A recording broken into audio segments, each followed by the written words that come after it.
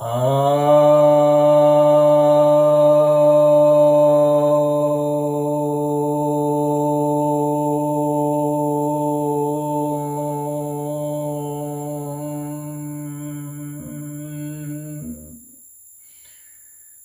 भक्तजनों को सप्रेम नमन।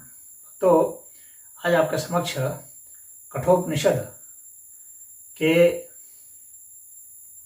प्रथम अध्याय के प्रथम वल्ली के छठे मंत्र पर कुछ बताने जा रहा हूं। तो इस मंत्र में यह कहा जा रहा है, ये जो है ये नचिकेता जो है ये पिता पुत्र का संवाद इसमें बताया जा रहा है। तो वो नचिकेता जो है वह अपने पिता को कहता है, क्या कहता है, अनुपश्य यथा पूर्वे प्रतिपश्य तथा परे, शस्यमिव मर्त्यः पच्यते शस्यमेव आजायते पुनः। अर्थात जिस प्रकार पहले के लोग व्यवहार करते थे उस पर विचार कीजिए, तथा जिस तरह से अभी वर्तमान में लोग व्यवहार करते हैं उस पर विचार कीजिए। तो आप पाएंगे क्या कि मनुष्य जो है ये खेती की तरह पकता है और खेती की भांति ही उत्पन्न होता है। अर्थात यहाँ पर नचिकेता यह बता रहे हैं कि पहले के लोगों ने जैसा व्यवहार किया था उनके साथ जैसा हुआ था, यानी वे भी पहले जन्मे थे और उसके बाद कुछ समय तक रहे और फिर जो है मर गए। और आज भी हम लोग देख रहे हैं कि सामने में लोग मर रहे हैं, जन्म रहे हैं और मर रहे हैं।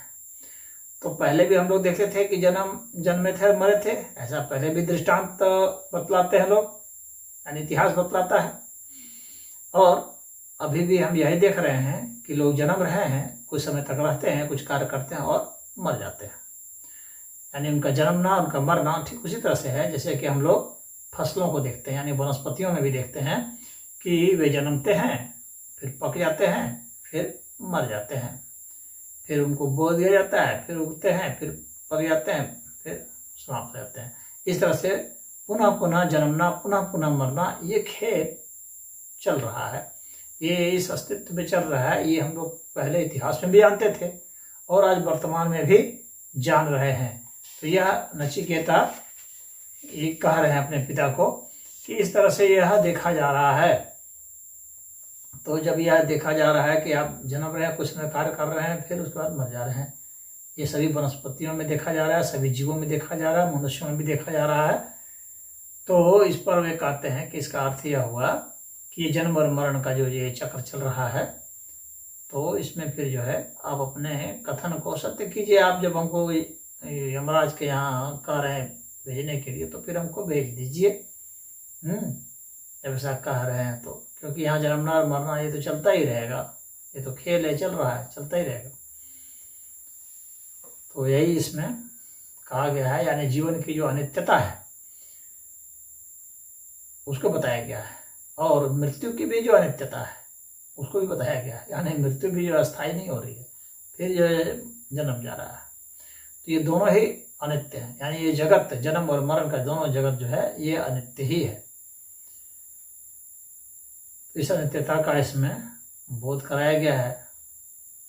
मरने से भी आपको घबराना नहीं है, जन्मने से भी कोई बहुत ज़्यादा आपको हर्षित होने की जरूरत नहीं है।